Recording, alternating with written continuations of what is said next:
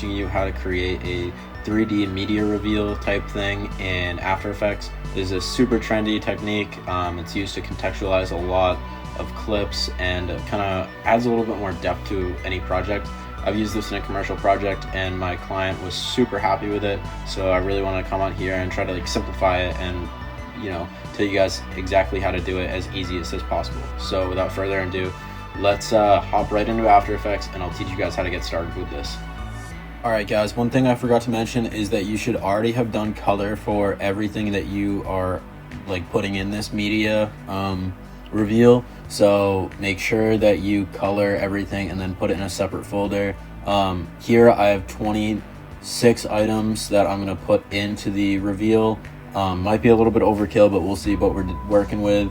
And then finally, you want one clip to transition out of, and this is going to be our first clip in the actual sequence.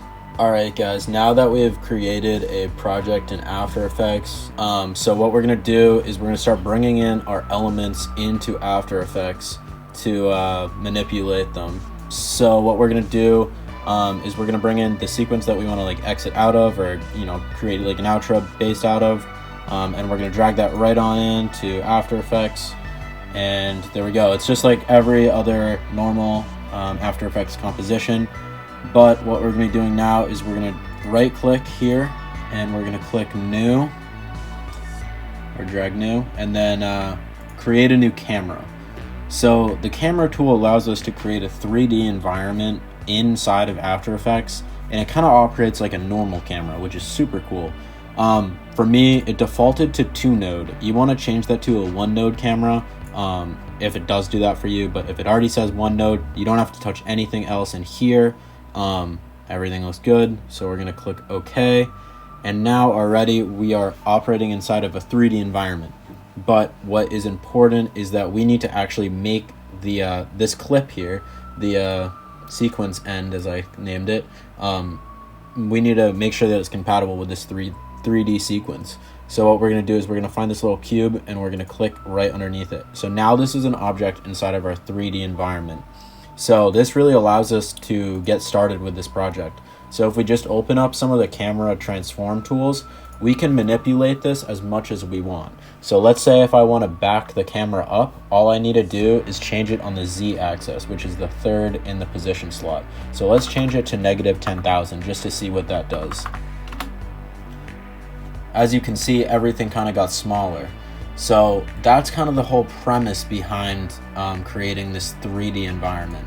So what I'm going to do for right now, I'm just going to reset it. Alright guys, so now that we understand that this is now an object inside of our actual sequence, it allows us to kind of use the positioning tool to our advantage and kind of reveal more and more elements as time goes on. So what I'm going to do is I'm going to keyframe position, because we want to start obviously at the null, which is in this case 5332, and let's just make it a around a 17-second sequence. So what I'm going to do now is change this to negative, let's try negative 1500, and a lot of this is going to be, we can change this as time goes on, but it's really up to you. I'm not happy with that, so let's change it to negative 17500, and let's see what that looks like. All right, so this is a little bit better. As you can see, because we keyframed it, it will kind of just organically create a path for the actual camera as time goes on, and it zooms itself out. All right, so that looks great for the camera positioning. I'm okay with that. So we don't really need to manipulate the camera anymore. Let's go ahead and lock that down. And then what we want to do now is we want to start filling up the screen with other elements inside of our sequence. So let's open up that folder that we made with all of the other elements, and let's find a good photo or a good piece of media for the backdrop. I personally think this is pretty cool. So let's go ahead and just drag and import that into After Effects. All right, perfect. So now what we want to do is we want to put the actual sequence on top of this actual media element. So let's drag this one all the way down, and as you can see, it is kind of the backdrop. So again, if we want our objects to be manipulatable in a 3D environment, we're just going to hit this little cube thing, and as you can see, it kind of zooms itself out. So let's find the end of our sequence here, as long as it stops zooming out. Looks like it's right here. And now let's transform this to so it fills the entire screen. All right, so as you can see here, if we drag in or drag back into the sequence, we're getting already this kind of like reveal kind of look. This is pretty easy, and a lot of people would be happy with this already. You could zoom back in if you so choose, but I want to incorporate a couple more elements. So I'm going to teach you guys how to do that. So again, we're going to open up our folder and let's start dragging in more and more elements, but this is going to be the same process. It's just going to be like rinse and repeat. So to do this, all we're going to do is just drag this in, and we want to make it manipulatable in our 3D environment, and let's drag it right underneath camera. So here we go, and now as you can see, it's also zooming out. So let's kind of manipulate this and transform it on kind of like a 3D scale here. And what I usually like to do is I like to change my window so I can kind of see what's going on. So I'm just going to change it to 25%, and I'm going to move this over here. And maybe I decided that this is going to be a little bit too big for this, position, and I'm going to drag it down and using the scale tool. So let's try like that. All right, that looks really good. I'm pretty happy with that. And as you can see, here we go again. We are kind of revealing a lot of media. So this is something that we kind of want to move a little bit more. And After Effects allows us to kind of change that as time goes on, without actually having to change everything else. So let's drag in one more element and then see how it looks. Let's see. And what I kind of encourage is to have like kind of mixed resolutions. So I take a lot of vertical photos as well as like horizontal. So let's bring in a vertical just to see how that looks. All right, make sure it's manipulable in a 3D space. And let's go ahead and drag that over here just to see how it looks. And again, let's scale it down. Oops, not that. That looks probably pretty good. Bring it in, and let's just see how this looks on our actual timeline. All right, that looks pretty good. It kind of allows you to reveal more and more media. So this is kind of a simple process now.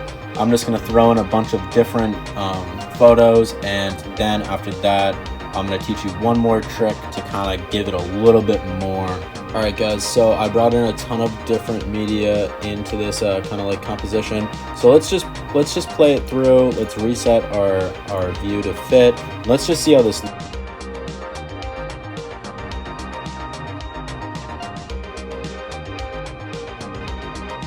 All right, that looks pretty okay, but one thing that we can kind of do is we can actually manipulate these because they're all in 3D spaces on the Z-axis, which allows us to get some pretty cool results.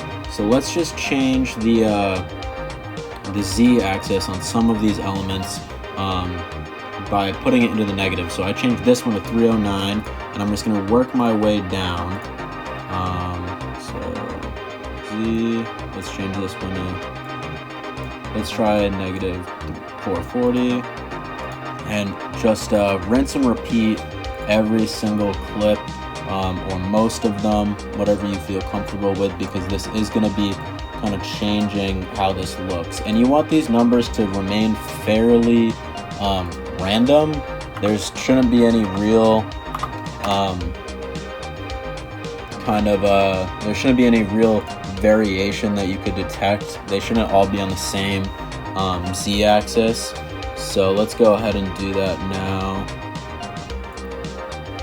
Alright, so now that we've done it for every clip, let's take a look at how this actually looks. And I'm gonna speed this up a little bit by bringing the camera already. I actually locked it. My bad. I'm gonna speed this up by just actually moving this down here, so it's only an 8-second thing here. All right, so let's see how this looks now. All right, that looks really good.